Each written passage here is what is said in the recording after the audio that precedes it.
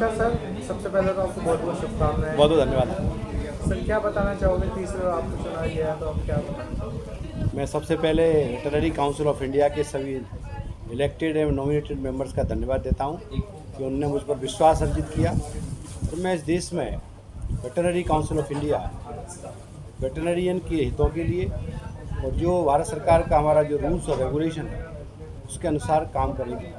और हमारे देश में जो वेटरनरी है, वेटरनरी के कारण देश की इकोनॉमी में, अर्थव्यवस्था में पशुपालन की जो भूमिका है उसको देखते हुए क्वालिटी वेटरनरी एजुकेशन छात्रों को मिले, देश में वेटरनरियन का हॉस्पिटल का वेटरनरी का स्टैंडर्ड बने, देश में संपूर्ण देश में हमारे मूक प्राणियों की सेवा में जो पशु चिकित्सक लगे हैं वो मूक प्राणियों की क्वालिटी वेटरनरी सर्विसेज दें, ऐसी अपेक्षा है। और चूँकि हम भारत के लोग सभी जीवों में ईश्वर का रूप देखते हैं, इसलिए उनका चिकित्सा का कार्य करने वाले इस महान प्रोफेशन में ने मुझे तीसरी जिम्मेदारी दी है।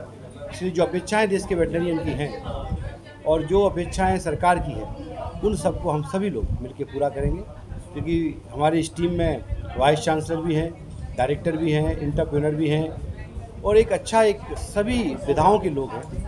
पूरे भारत का प्रतिनिधित्व है, नॉर्थ ईस्ट की रीजन भी है, साउथ रीजन भी है, हमारा उत्तर भारत भी है।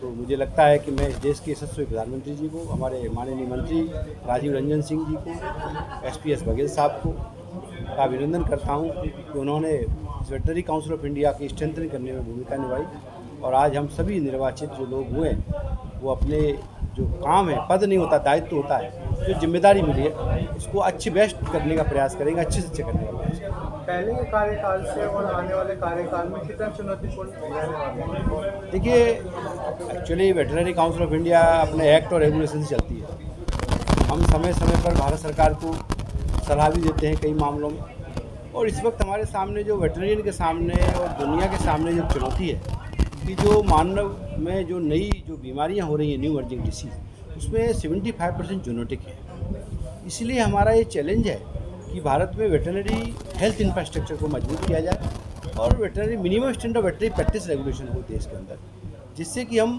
कहीं ना कहीं सर्वेलेंस सिस्टम वेटरनरी का मजबूत होगा तो ह्यूमन में जो बीमारियां वहाँ से आ रही हैं उनको रोकने का काम कर सकते हैं। इसीलिए WHO ने भी कहा है और ऑर्गेनाइजेशन ऑफ एनिमल हेल्थ ने भी कहा है, world organisation of animal health, कि हमें animal health, human health and environment health तीनों को एक दृष्टि से देखना होगा।